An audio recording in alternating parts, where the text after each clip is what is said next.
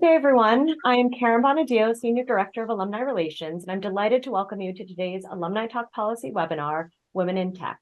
The Alumni Talk Policy webinar series features HKS alumni and panel discussions about pressing public issues. This webinar is being recorded and closed captioning is available.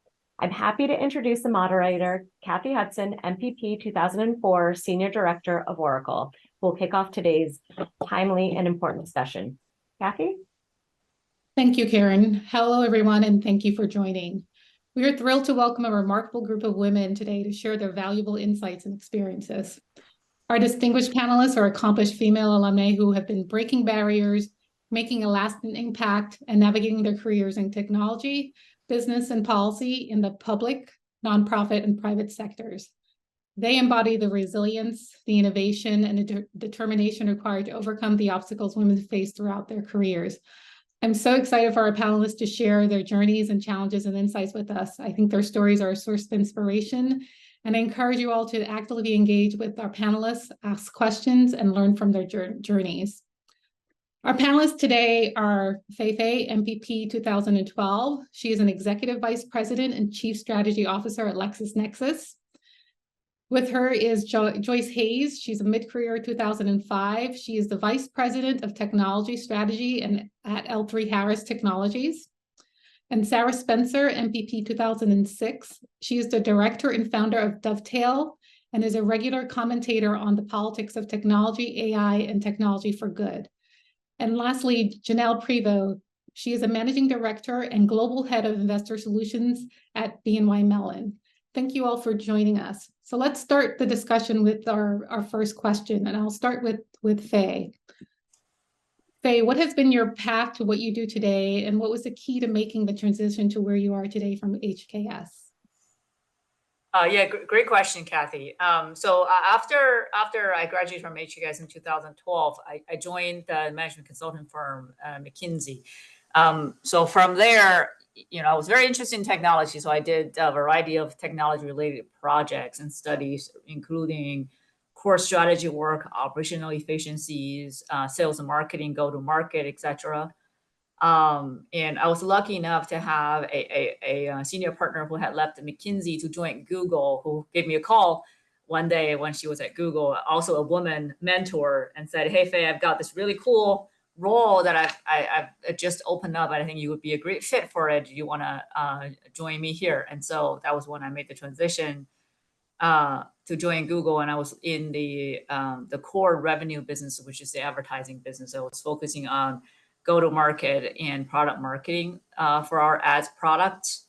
So very much enjoyed my time there, continuing to focus on technology and for personal reasons, my husband was landing a job in the Northeast, so I left California. I left Google and joined. We moved to the Northeast, and I joined a company called Gartner, which is a very much IT focused research advisory company, about $5 billion in revenue now, and at Gartner, I held a few different roles. I started in product, helping developing product and improving existing product for our CIOs, for our CIO clients, and then moved on to a more go-to-market motion, working closely with sales. And from there, I transitioned into LexisNexis about a year ago, a little over a year ago, taking the role of Executive Vice President and Chief Strategy Officer. So my path has been very much in technology, I guess, starting from McKinsey when I was a consultant focusing on technology industry because I was very much interested in it. So I think I've been very lucky and having had some really good mentors along the way, and very, very excited to having this conversation today with all of the women leaders here and with the audience. Thanks, Fei. Janelle, how about you? Hi, Kathy. Thanks, everyone. So my path is a bit different, but certainly listening to what Fei shared, there are some similarities. So what I do today and where I am in terms of having transitioned from technology into where I am today, it rests very much on my parents and on my education. So I'm from a developing country in the Caribbean, a former British colony that is very much rooted in the British education system. And in my final years of high school, you have to do A-level exams, which are foundational for entering university. And so in my country at the time, you could select from the arts, from the social sciences, or the sciences, but you couldn't cross over the lines. But I was interested in all three of those. I wanted to do math, I wanted to do French, I wanted to do economics, and I wanted to do computer science. And I could not accept that artificial constraint of staying in a single lane.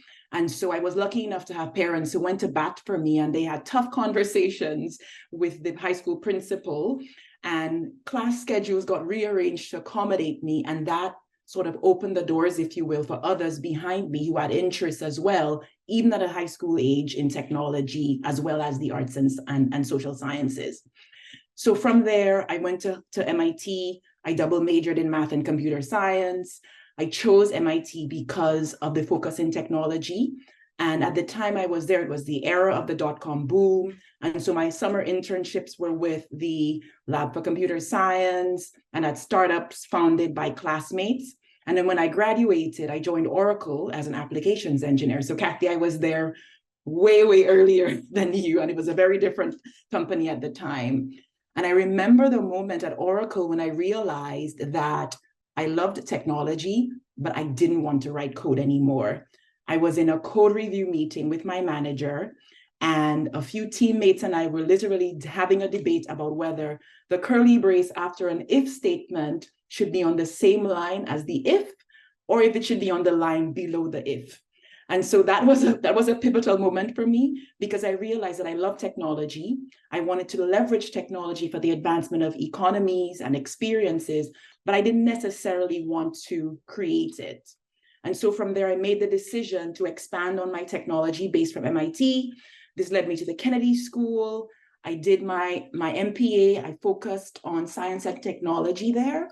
And then I also pursued my MBA at HBS currently. And then from there, I took a similar path to Faye in that, I went to a consulting firm. I was at Booz & Company for a number of years. And then I spent the last 18 years in roles that are, sort of launching from technology, always focused in strategy, transformation, and using technology as a fundamental lever. So I spent time, as I said, at Booz & Company. I spent time both in the US and in the Caribbean. I was at Citi, I was at NCB Group and BlackRock, and now I'm at the Bank of New York Mellon in Investor Solutions. So that's sort of the path I've taken. It's sort of starting off in pure technology and sort of transitioning and building on the policy layer from the Kennedy School and the business layer over the last few years in my various roles. Great, thank you. How about you, Joyce? Thanks so much. And it's so interesting hearing everybody else's stories. I feel like I'm a bit of a hybrid between Faye and Janelle. I also started off in pure technology. So I grew up in the US in Florida, just north of the Kennedy Space Center, and was enthralled with the space program from day one. I was fortunate, like Janelle, that had parents who didn't look at me and say, Joyce, you're a little girl, you can't go into engineering. They said, go for it. You should totally do it. And so I found myself at Georgia Tech, studied aerospace engineering, and right out of college, actually in college, I was a co-op. I landed my dream job with NASA. I spent the first 20 years of my career at NASA. It was kind of two parts. The first part was hardcore engineering on propulsion systems. I worked on high pressure turbo machinery for the space shuttle main engines, which is just like about the coolest job you can ever have. And then from there, I transitioned from the pure engineering into flight operations. I worked at the Mission Control Center in Houston. I was a guidance and navigation officer as we were building the International Space Station, which was really cool because A, you're building the International Space Station, but B, every time you launched a new piece, it was like a whole new vehicle. So you had to relearn, and it was this constant cycle of learning. It was also a really interesting program too, because we worked very closely with our international partners. Strong partnerships on that program. I think there was 21 different countries that had pieces and partnerships on there. So really interesting. And that's what started getting me interested in policy. I was actually on the ground. I was at the time we rotated people. So I had the chance to move to Moscow, Russia, and I was an on-site technical person in the Mission Control Center in Moscow. And I realized we were doing a lot of international relations and I had no basis in it. So that was interesting. And then 9/11 happened, which was a pretty pivotal moment in my life. And so at that point, I had been really narrow and deep, technically focused on human space flight. And I decided I wanted to do more in national security in the defense world. So combining that with the international relations, that's how I ended up at the Kennedy School, where I focused on national security and national security studies when I was at there. Kind of did more of Janelle's path of coming out of the Kennedy School. I went into consulting. I consulted to government agencies and aerospace and defense companies, trying to help them really develop their technology in a way that could more rapidly deploy it. I spent about 10 years in consulting with a company called PRTM. It was bought by PwC, and then roundabout, we ended up buying Booz and Company. And so they all come together at some point. It was a really great insight into how government acquisition works, how companies are trying to deliver technologies. It really was more of a shift to problem solving for a specific mission, and then problem solving to help everybody else's companies really be more efficient and more effective in getting technology out.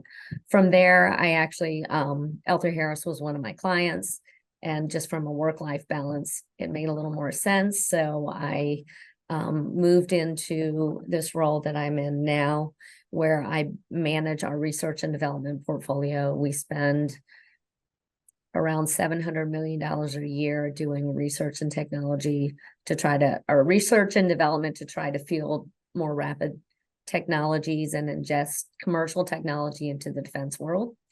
So that's kind of my path. That's where I am now. Thank you, Joyce. It's good to hear some of the commonalities around our paths after the Kennedy School. How about you, Sarah? I feel like I have the opposite experience where I started off as like sort of tech neutral or even like tech naive in my career, and now I'm solely tech focused. And maybe that resonates with people on the call, but there is like this really interesting path that a lot of us have been forced into to become interdisciplinary and sort of multi-domain experts. And that speaks to Janelle's experience with the UK education system. My path has been sort of non-linear in so many ways. I spent the first 10 years of my career working with humanitarian agencies and being on the vanguard of response to humanitarian crises. So I was in Goma, Eastern DR Congo, and put on a plane to go and respond to Haiti, and then put on a plane to go to Darfur and Iraq, and doing response and humanitarian response in line with the Geneva Conventions and international humanitarian law. And then I sort of fell into working for the British government. I'm a dual American Brit from birth, and at the time just chose the Brits over the Americans for no good real reason. And then spent 10 years working in British foreign policy and national security policy. And I think, Joyce's comments around sort of national security really resonate, because there's a lot of national security policy that obviously involves technology, but national security policy in and of itself is a very male-dominated arena, as is technology. So the confluence of those two issues was interesting, especially for someone who has an American accent in British national security policy. That always played out in a really interesting way. And I hope we get to talk about sort of the International Space Station as a national security platform or not, which is a really interesting angle.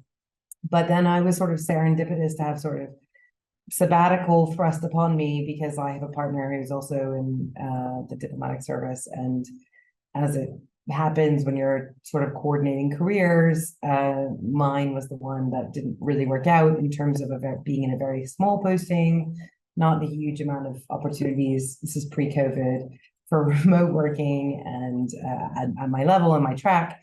And I put my head above the parapet and realized that actually there was so much going on in the real world that, went beyond sort of Five Eyes, national security policy, and conflict and humanitarian work. And in the last 5 years, I focused almost exclusively on, I think my journey has been sort of huge excitement about the opportunities related to AI and machine learning for humanitarian and forced displacement contexts, and thinking we could revolutionize the industry that is sort of operating in 1960s Biafra and Civil War, and we could just bring it into the 21st century to a current state where I feel like after 5 years, I feel a bit less enthusiastic about that path. I'm not to give a plug for the core curriculum for the MPP, but I do feel like the ethics and the sort of focus on trade-offs in public policy have really helped me in my sort of new technological focused career to think about all of the different angles about where certain policies related to technology and public policy, or technology and conflict, or national security policy, or humanitarian aid has really been brought to bear. And now I'm still on sabbatical from the government, and I get to focus on, as an independent consulting firm, get to focus on supporting nonprofits, UN agencies, international organizations, thinking through or navigating the hypes and the harms and the hopes of AI and machine learning, like way down to like thinking about the full stack and like the ethics related to all of that, and how to deploy it, and how to design use cases, and think about what it means to deploy AI in a refugee context in Kenya, for example, where I live. Great, thank you. And thank you all for sharing your background. I want to get into a little bit deeper discussion around some of the things that you've worked on in this area. I think you started the conversation, but I'll start with Joyce on this question in terms of, can you share some examples of decisions or initiatives that you've led that have influenced the development or implementation of technology within the organizations that you've mentioned? I think you're on mute. You would think after 2.5 years, I would not make that mistake. So yeah, I'll start really in my primary role. I'm very fortunate in that I said I manage a large portfolio of research and development. So I have the opportunity to just constantly scan what new technologies are happening in the broader world, right? And which one of those are relevant in a defense and aerospace context. So I get to help shape the portfolio. We look at tech trends, we look at where we are today, we look at what our customers need, and then we try to figure out how to marry that. So I feel like I get to influence that on a daily basis.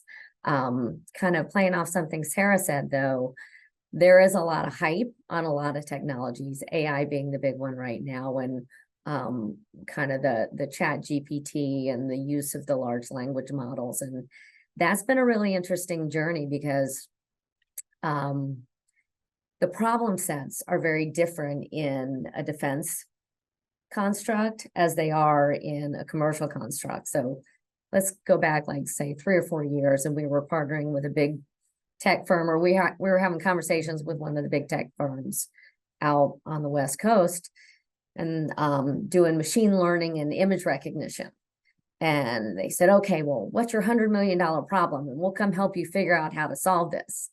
And it's like, okay, well, we're not looking for, is it a black cat or a brown cat, or is this brie cheese or camembert? We're looking for, if you're trying to look for a pop-up airstrip in a jungle, and you only have one picture that comes 3 times a week, how do you do AI and machine learning on that? So it's been really interesting for me, kind of helping to shape the thinking on how do you solve these very discrete problems, things like humanitarian aid, things like national defense. It's not a big ubiquitous issue. It's a bunch of little tiny use cases. And so I've been able, through my role, to kind of help shape our development. We couldn't solve it with the commercial tools that were out there. So then we started investing in synthetic training data, right? The The AI models are only as good as the data that you train them on. If you only have 10 data points versus 10 million, then you can't get a good answer. So that's kind of how I use technology to sort of shape where we should go next. A little bit of a ramble, so hopefully it was clear. No, thank you. That was very, very helpful and very interesting to hear how it's applied in the space that you operate. How about you, Faye? Any examples? Let me make sure I unmute myself first. That was a great example, Joyce. So just building on the AI point, right? ChatGPT took the world by storm last year, and every industry tries to get on it. I think, any nowadays, as it should be, any technology implementation or development in any organization should be a collaborative effort, right? There might be a team or leader leading it, but it's really collectively from product organization, technology organization, all the other business units, functions that's coming together. And I just went through a perfect example of that. We at LexisNexis, so a background, we provide a sort of online research tools, decision analytics to legal professionals, help lawyers win cases and manage their work more efficiently and serve their clients better and grow their practices. So that's what we do at the core of LexisNexis. And with generative AI, we just commercial launched after months and months of incredible effort. We just commercially launched a product called Lexis Plus AI. It's designed to transform how legal professionals do their work. So it basically uses our large repository of accurate and exclusive content from LexisNexis that we built over the years and provides results in seconds versus minutes. Some of these, solutions, takes minutes to come up with an answer. We provide results in seconds, featuring, conversational search, intelligent legal drafting, actually helping you coming up with the first draft of a document, insightful summarization, and document upload capabilities. So I think that is just a good example of how, we're jumping on generative AI and quickly working in a coordinated fashion and put a commercial product to market, and it's gaining a lot of tractions with sort of the early adopters. So I think that's the one example that I wanted to give. Another one from earlier in my career, as you were talking about leading on technology decisions or making technology decisions, as I was working closely with the B2B sales organization, there's a lot of ways to transform, there was a lot of opportunity to transform how sales do selling using technology, right? It's no longer the traditional picking up the phone, call the prospect, set up a meeting, show up, present the solutions, and so on and so forth. There's a lot of technology out there to help transform the sales organization. As an example, Salesforce, which is a mostly commonly used CRM system across many B2B sales organizations. There's a lot of functionalities that you could use to track, give a 360 view of a client, tracking the interaction with the client, building in pipeline reporting metrics. Another tool that's called SalesLoft, which is helping salespeople doing prospecting better. So they're actually able to look at, when they send an email to a prospect, what is the open rate, what is the click through, whether or not the prospect click on a link that they send over an email, what part of the email are they most interested in. There's a lot of sort of decision intelligence attached to a sales tool. So I've done quite a bit of that in my experience working with sales. I think it's tremendous opportunity how much we can use technology today to really transform the way that we work, whether you're internally working in a sales motion or externally helping our clients with generative AI efforts. Thank you. Sarah, can you share some of your experiences as well? Yeah, I think where I started was really when I wrote a paper, like following on the story I was previously telling, where I went on sabbatical and just wanted to explore the possibilities of new technologies or advanced technologies, but really focus on AI and machine learning for the humanitarian industry. And when I say humanitarian, for those who are not humanitarians in the room, I mean like life-saving assistance within 120 hours. It's really not about poverty reduction. It's about, things that are happening in Gaza right now, real time, or in Afghanistan and Turkey. Most recently with earthquake response. And I worked with the Overseas Development Institute, ODI, which is a think tank in the UK, And it was 2020, I think. And I said, like, what are we doing on AI and humanitarian aid? And it was crickets and tumbleweeds. And there wasn't really, they were very keen, but the industry itself, which is 30, 40 billion US a year, lots of agencies, lots of people, it was just like maybe the data scientist role, maybe like one person who did data protection, and trying to find sort of uptake and interest for some of the research in that paper was low. And what's interesting now in terms of the wake-up call for the aid industry, the humanitarian industry, has been ChatGPT, obviously, because it's in the papers. And so there's now been this like sort of flurry of emails and calls, and everyone saying like LexisNexis is doing this thing, or McKinsey's doing this thing. Like what are we missing? What are we missing? And I think what's interesting about, it's not to say that like I was ahead of the curve at all, but it was more about just like personal interest really, and having the time and space, which is a rare gift for women generally, to have time and space to explore a specific issue in research. And then all of a sudden, all the interest sort of coming home, the chickens coming home to roost. And I think what has been interesting for the humanitarian sector is not only a conversation about the efficiency and productivity gains that will be leveraged with AI and machine learning, which was the sort of the start of the conversation in 2019, 2020, with decreasing budgets and pressures on that now with Ukraine, now with Gaza, now with everything else. But also, should we, like, it is efficiency and productivity gains, are efficiency and productivity gains in the delivery of social services ultimately ethically right? Is that where we should be heading? Because if that holds true for humanitarian aid, it also maybe holds true for the delivery of public and social services in stable, low and middle income countries or high income countries as well. So I think the journey, the learning journey for me has been excitement over the ability to reap efficiency and productivity gains for ultimately our clients at the end of the day, and do more with the same amount of money or less. And then also the real worries about what that means in terms of the world's, arguably the world's most vulnerable people, in terms of forcibly displaced and surveilled and forced migrants. The last thing to say about sort of the humanitarian agencies is that they, I mean, for the lawyers in the room, they sit on a lot of the international organizations who are classified as international organizations, sit on a huge amount of personally identifiable information, which they use to deliver their services, much like the agencies in the US and the Department of Works and Pensions and other agencies in other governments.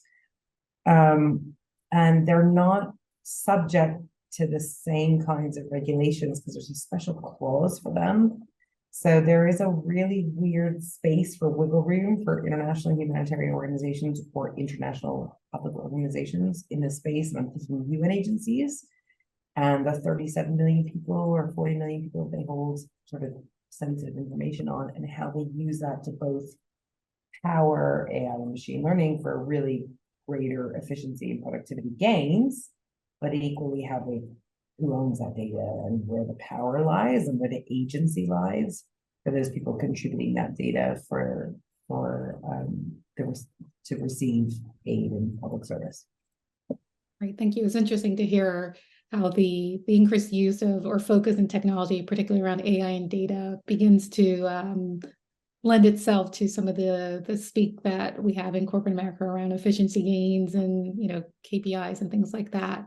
And we'll revisit that later in our discussion. But Janelle, would you like to share some initiatives that you've worked on over the course of your career as well? Sure thing.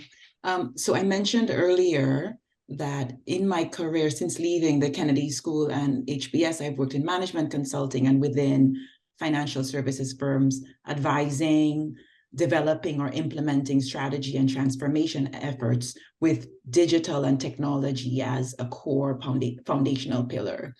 And so in financial services, like many other industries, there's been this digital transformation underway for more than a decade. And so the considerations I take into account for growing or transforming the organizations I've worked in have been centered around a very simple framework: people, process, footprint, and technology.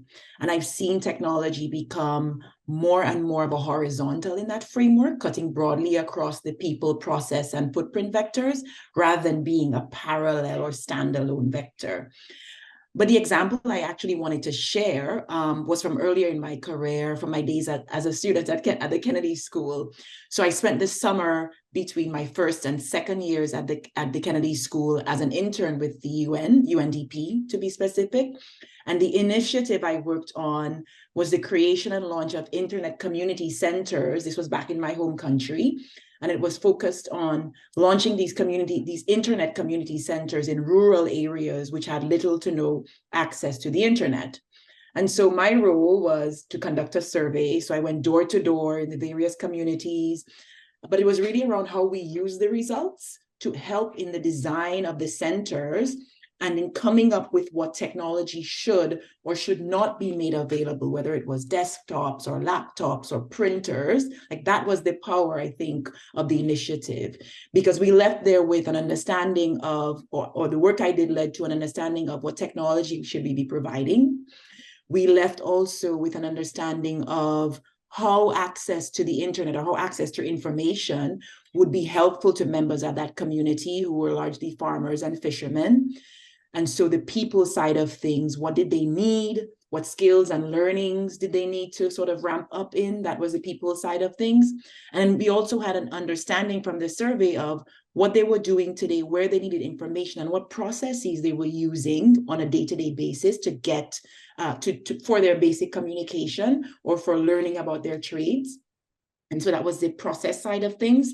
And lastly, we were able to use the survey information to align on the best location for the centers, particularly those centers that needed to serve multiple communities. So that was where the footprint aspect came in. And I was reflecting on this. And again, this is way earlier in my career, but it's the same framework around technology, its implementation and the adoption of it. It applies whether you're working in large corporates like what I'm doing today, or in small communities that have a need for access to information, that have a need for transformation, and that have a need for sort of advancing learnings and using tools in order to advance whether it's an economy or a P&L. So that's what I wanted to share with the group today. Thank you. That's fantastic. And I just want to stay with you for our next question in terms of, we're all here. We've all worked and across technology. As I mentioned in my intro, you're all trailblazers in your own right in terms of the things that you've been able to accomplish and the spaces that you've been able to occupy, so to speak. So can you share a personal anecdote or experience that highlights the importance of women's voices in technology? Yes, happy to. So I was fortunate to grow up in a place where the leaders in business, in government, and society all looked like me. So my country had the first female prime minister in the Caribbean from 1980 to 1995. I had a mother who was an attorney. She had her own practice, and she held leadership roles in the National Council of Women. And in addition to that, I had a father who was a relentless advocate for me and my sisters. And when he entered electoral office, he continued his advocacy for women on a broader scale. So I had early and consistent exposure to voices of women in leadership and supportive voices of men helping women advance into leadership. So I think the first thing is, at least for me, exposure matters, or exposure mattered, and especially exposure at an early age. For me, it's critical for young girls to see women as creators and adopters of technology so that they can also visualize themselves in that space. And so there's an aspect of exposure, early exposure, but there's also an aspect of diversity, and diversity mattering, especially in the realm of technology, which is the alpha and omega powering business, government, and society. And we talked about it. I think all of my colleagues already talked about it, how critical technology is as an anchor for problem solving, and diversity goes hand in hand with that. diversity of thought, diversity of experience, diversity of gender, both the visible and invisible elements of diversity. All of these are critical in getting to the best digital experience for investors, mitigating risk, reducing complexity in processes, identifying patterns in data. And so in my career, I've seen this diversity within technology translate to better decision-making, happier customers, and a workplace environment that truly focuses on team. So for me, it's, I think, the two elements of why women's voices in this space are important. For me, it's about sort of that, having that early exposure and then having that diversity, because that creates value across the board. Great, thank you. How about you, Joyce? So it's interesting. I had strong family support, but you know, if I look back, I think Sarah mentioned in the defense and aerospace sector, it's 10 to 20% women max. I remember I played tennis in high school and I was telling a senior, oh, I'm going to go to Georgia Tech and study aerospace engineering. And he looked at me and said, you can't do that. You're a girl. And I was like, watch me. So I think there's a bit of feistiness that you have to have. I mean, I had strong family support and I was bright and I knew that I could do it. But there were people through a lot of roadblocks. Even I was going in after the Challenger accident. So the aerospace industry was shrinking. I got a letter from Georgia Tech saying, you're accepted into aerospace engineering, but just so you know, the jobs, there's not a lot of jobs coming out the other end. So there was roadblock after roadblock just saying, hey, are you really sure you want to do this? So I had to have a really strong sense of, this is my passion. This is what I want to do. I think that that's really important. Because of those challenges, I have always found my voice. I am not afraid to stand up and say, this is right, or we should do it this way, or yeah, you know, I'm not comfortable with that. I think that willingness to stand up and say your opinion, even if it doesn't fit with the prevailing winds in the room, it's important to have that voice. And I see that making an impact. I was at NASA in flight control when we lost the Columbia vehicle. And if you ever look at problem resolution and decision making, there's a Columbia Accident Investigation Board report, which is very well written. But the role that I was in as a flight controller, our job was to surface issues and solve them. And it was your obligation, if you told somebody there was an issue and they didn't listen to you, it was your obligation to go around. That didn't happen in Columbia. And it's really interesting. One of the key findings was you have to have a diverse team and you have to have a space for somebody to say something different. And I think in technology, above all, that's got to be a key player as we are fielding solutions so that you don't have, you know, these inherent biases coming out in the software that are just there because nobody thought anything different. So I cannot tell you how important I think it is having that voice. Thank you, Joyce. Faye, how about you? Yeah, incredible stories from Janelle and Joyce. I think my family support and then the environment around me, unfortunately, is probably opposite to both of you. So I have a TED Talk where I talk about resilience, and in the beginning of the TED Talk, that I talk about the story where I was, you know, born under the one-child policy in China, and in the 1980s, and when my parents had to go to the hospital that gave birth to me. Because of one-child policy, everybody, you know, a lot of couples in China wanted their only chance to be a boy. So when my parents were in the hospital, they found out that my mom needed a C-section to give birth, and at that during that time in my hometown, you know, C-section was considered still quite risky. So a nurse handed a form to my dad, and one of the questions on the form said, you know, if the baby and the mom are both in danger, we can only save one. Who would you like us to save? And even though my dad didn't have any education, could barely read, through the help of the nurse, he understood the question and he scribbled on the paper, if the baby is a boy, save the baby, otherwise save the mom. So that story was later told to me by my grandparents. And unfortunately, I was born and my mom and I were both okay. But that would just, give you a view of how boy was very much preferred than a girl in the time that I was born and in my region in Northeast China. So, growing up, there were two expectations for me. One was get a job working on the local assembly lines in the local factory. And two was find a good husband. So fast forward, and now even though the latter is true, fortunately, the former is far from reality. So I'm thankful every day to sort of all the amazing colleagues that I work with, all the mentors I've had through the years. Talking about, I was reading a little bit to Joyce's point around, how people tell you can't do things and make you want to do it more and make you succeed. I was reading this new book that came out on Elon Musk. He's a sort of authorized biography by Walter Isaacson, and I'm just getting into it. But in the beginning, I talked about how Elon, and I'm by no means comparing myself to anybody like that, but I'm just talking about how when he was growing up in South Africa as a child, he was really bullied. Like he was bullied into the point where, his brother couldn't recognize his face. And that, along with some other challenges he faced as a child, just propelled him to really work hard and want to succeed and want to get out of that situation. So I think sometimes adversity actually helps you for women and men. I think, there's just so much progress that has been made in organizations on helping women succeed. And there's so much more that could happen.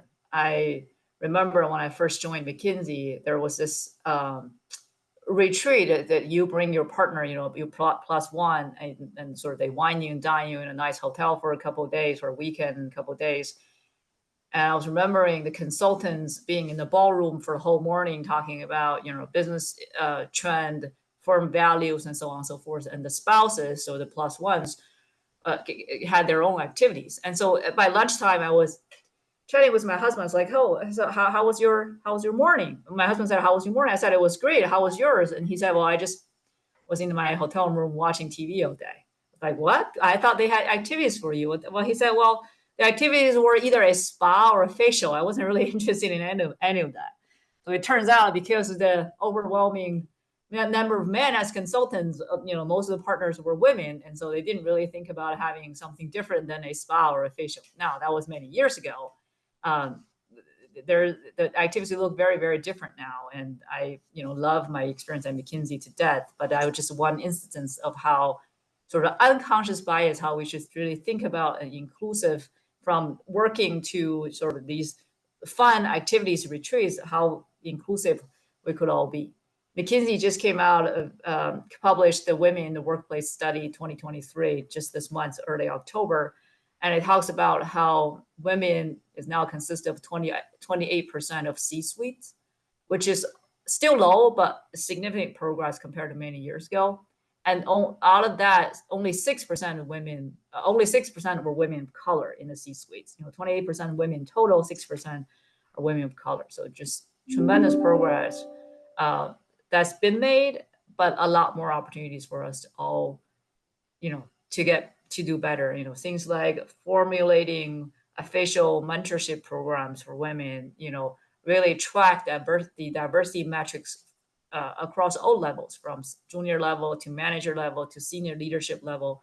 And how do you have transparency and visibility into all those metrics, and therefore, organizations can work towards a goal to get to a better number. So I think that's, again, a societal effort that demands not just women, but mostly men as well, demands that from all of us. Thank you so much. How about you, Sarah? It's so fascinating, all these stories, and I just feel like I'm saying a lot of quiet amens in the background in my office of one. But I sort of want to say that as the mother of three boys, which is like God's joke for a 21st century feminist, when I go to H&M and all the NASA t-shirts, and this is to Joyce, all the NASA t-shirts are in the boys section and not in the boys and the girls section. How is that still happening in 2022? Like 2023? Like this is a problem, right? And there are subtle directions that we're giving to girls and women about the roles that are appropriate for them. I also, to Faye's point, like my spouse also works in foreign policy and national security space, and the roles that I've been given. I mean, in the British government, I think ambassadors weren't allowed to. I can't remember it now. It's being recorded, so I can't officially say what the policy was. But it was something like up until 1980, women couldn't be ambassadors because who would serve tea, which is a real thing. And then up and like fast forward to that, it was sort of like, well, it's really confusing because what's the man going to do as a trailing spouse or a female ambassador? So like both in foreign policy and national security, that's been a real challenge. But I wanted to not share a personal anecdote. I wanted to share Diane Forsyth's, who's a sort of famed anthropologist in machine learning and AI. Her experience trying to interpret or understand the culture of data science and machine learning in the 90s. She sadly died from a tragic sort of hiking accident in Alaska in late 90s, 2000s. But she had done some really interesting anthropological work around data science and machine learning, and where these guys come in saying, we are going to find the best algorithm to deduce why people have migraines, and we're going to source the domain expertise from only the doctors. And all the doctors were male, and they precluded, discounted all the information coming from nurses, all the information coming from migraine sufferers themselves. We didn't ask them any of those questions. And sure, it was really interesting sort of anthropological discourse and lots of other things around the culture of technology and the sort of anthropological culture of technology. And what she surfaced was that actually nurses and clients coming in for treatment of migraines, many of the women who were coming in also had sort of correlating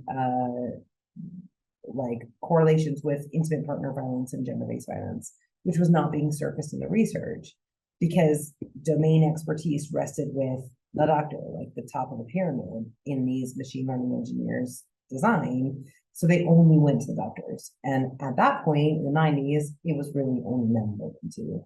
And so if you fail to exclude or to account for the variety of voices, and if you fail to account for user experiences and any of these things, you just don't make a good product. So whether you're like me on the public sector and like thinking about impact on society, that's obviously harmful. If you're thinking about corporate profitability, your deliverable is crap, right? Like it's just not going to deliver for the client because you're failing to meet the whole range of like use cases or of like needs that the user might present. And I also think the last thing to say that Joyce mentioned about roadblocks, like who's giving you those roadblocks and why are they? I mean, in sort of the foreign policy and national security world, you always think about incentives and why someone's saying something that they are. And I just think as a woman or as anyone who is an unrepresented voice in a space related to technology or national security or underrepresented field, you have to always question why people are trying to block you or your voice from that space. And some of them go back decades and centuries, millennia. But it's really important to challenge those roadblocks. And you may be the lone voice, and you may have the time where you think, I'm the only one who said the awkward thing that no one wants to hear in a private classified space, but I said it, and I'm walking away and I feel okay about it. Great, thank you so much for your remarks. I want to leave some time for questions, so I'll hold the last prepared question that we have. I'll come back to it if we have time, but I want to open up the discussion now for the participants. Just a note that reminder to everyone who wants to ask a question that it's being recorded and will be posted online. To ask a question, we ask participants to raise their hands. Kristen will notify when it's your turn to speak. We would appreciate it, and this is with love from the Kennedy School, we would appreciate if you could state your name, degree, and year before asking your question. And please remember that all questions end in a question mark. So I think we have our first question from Andel. Sorry. Yeah, Andel. Yes. Hi, Andel Koster, MPP 2011. Thank you all for your time. Several of you mentioned starting your careers in sort of a technical capacity and finding your way into policy later. For those of us who have started our careers, or in my case, are many years underway on the policy and program design side, but have often been in the technology adjacent space, what would you recommend is the right way in or the right balance of technical expertise and sort of that higher level policy understanding of some of the problems that you're tackling?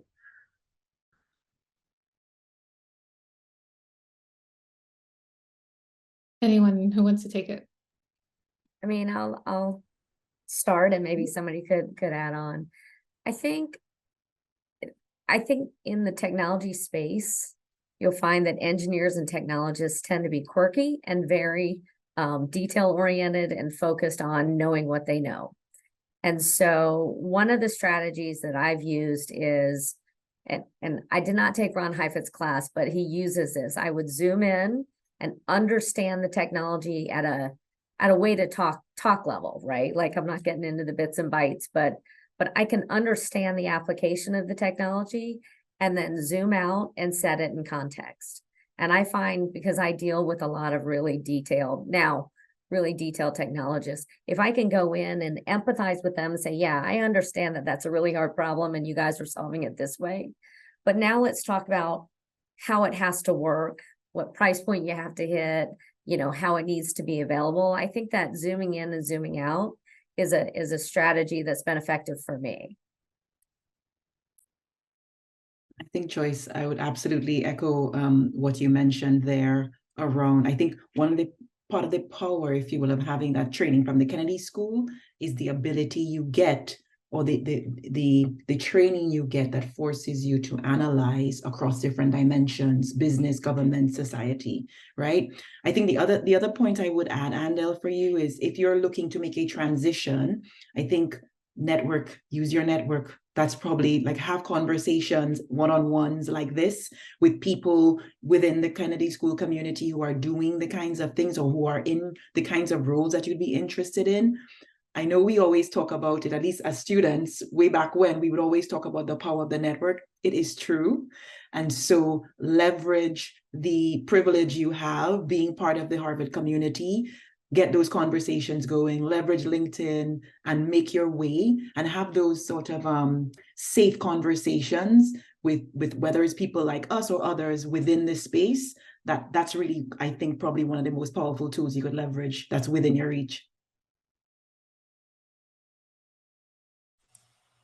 I would agree with that. I think I was going to say the network point, but just the education is really not even about what you learn, but how you learn. I think your training from the Kennedy School that gives you the ability to sort of both go deep into the problem, solve it with your technical skills, but also really take a step back and look at a holistic picture, look at an intersection between public sector, nonprofit, private sector.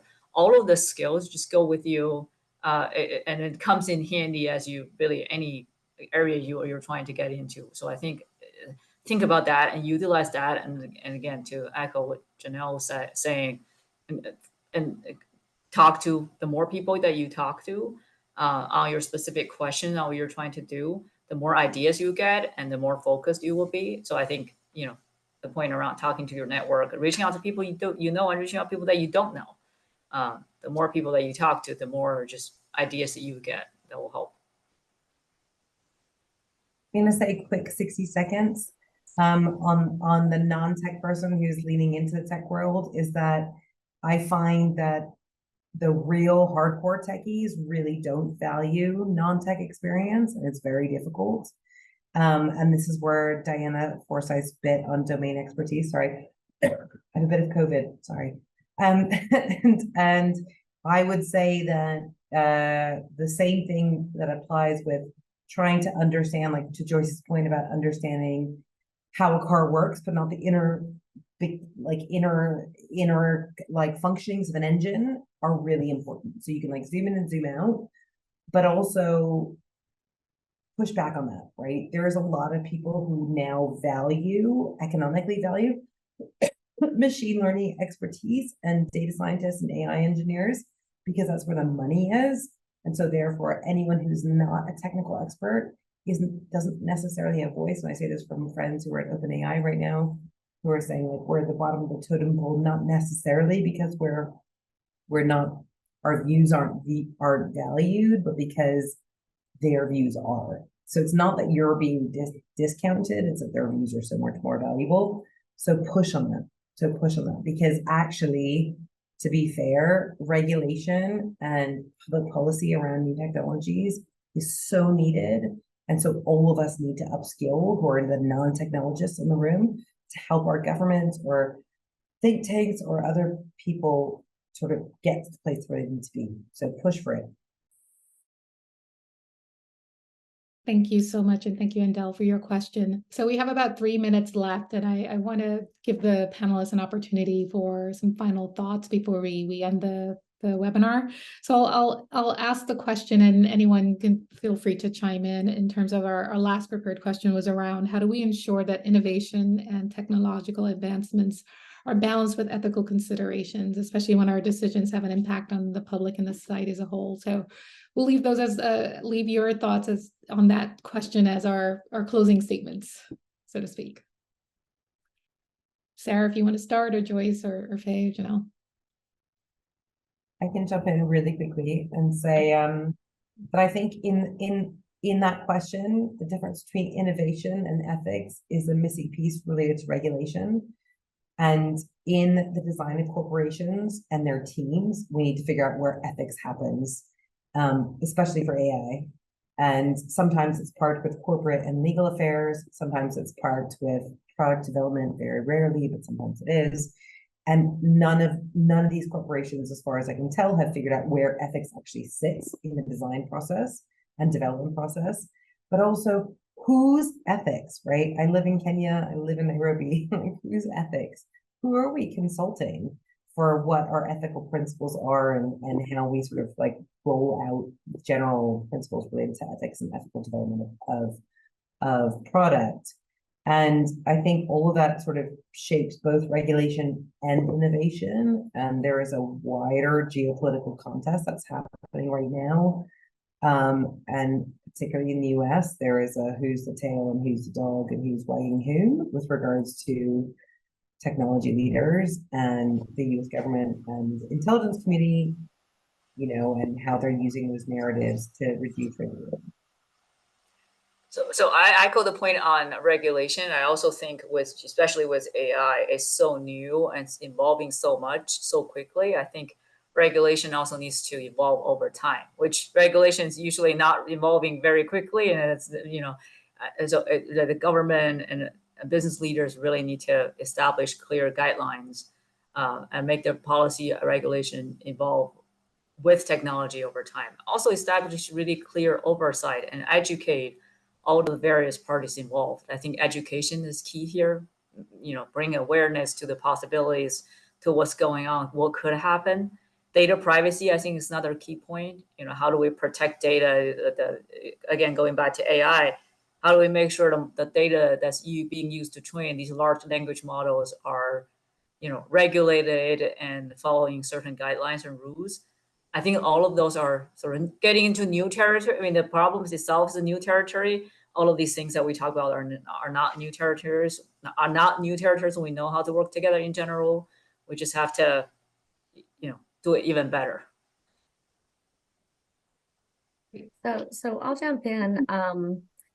Ethics and AI is actually a pretty hot topic in the defense world in the US because there's such a push for ethics. The U.S. Department of Defense actually came out with 10 guiding principles for how to employ AI. Internally, we actually look at, it's kind of a double-edged sword, right? We've drafted a policy internally on how to do ethical AI for our engineers and our developers. And then kind of we're piloting a procedure because we have to strike the balance of make sure that you get that thinking out there and that we're being thoughtful, but we don't have requirements for the customer. So we have to make sure that we're still responsive and not slowing things down. So we've taken the tact of putting out a draft policy, starting the procedures and seeing how they work and then adjusting them before we implement. But the thing for us is that particularly in the defense world, when you're thinking about the decisions that could be made, our customers don't trust it, right? So we're trying to figure out how to build a parallel system that shows what's happening on the inside so that we can help our customers gain trust that in all of these crazy edge cases that you're going to come up with, that the software will ultimately project the right ethical an answer within the right ethical standards. So it's a very complex problem. And so we're attacking it through a bunch of different ways, but it is definitely a work in process.